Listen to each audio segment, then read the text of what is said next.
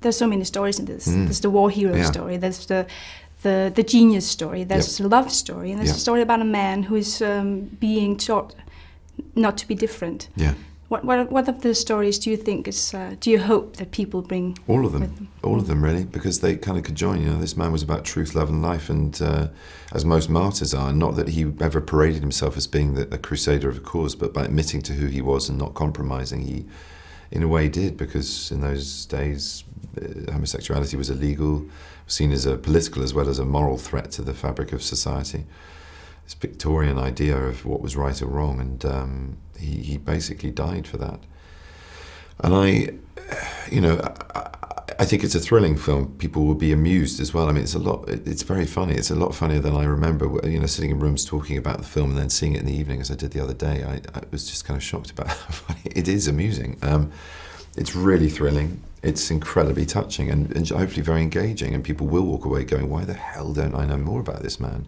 And then we've done our job as far as promoting this extraordinary human being's legacy, because it's incredibly important. He is a national hero and he deserves that status. You like strawberries, I hate ice skating. You cry at sad films, I am allergic to pollen. What is the point of different tastes, different preferences, if not to say that our brains work differently, that we think differently? And I love the fact that he's a mastermind, and he's such a, you played those kind of characters before, but you made him so human. He's so fragile. Well, I think he was.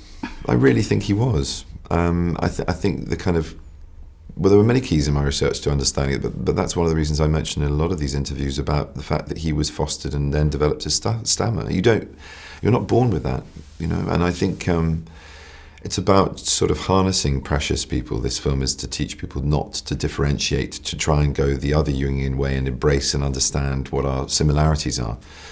And if people are different, to accept that rather than make that a defining thing to ostracize yourself from. Because it still goes on in the world now. Anytime there's any kind of nationalism or oppression or any tyranny or kind of fascistic behaviour in government or politics or crisis in economies, scapegoats are always found, and they're always minorities, and it's the same minorities.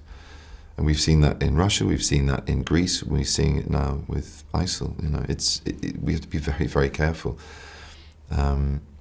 He's a hero for people who are different, but I think most people, hopefully by the end of the film, will have an emotional engagement with him as somebody who is relatably like them in many ways, and therefore not different. Alan, you do not have to do this alone. What are you doing? What's going on? The Navy thinks that one of us is a Soviet spy. You've got more secrets than the best of them. What if I don't fancy her in that way? Can't tell anyone, Alan. It's illegal.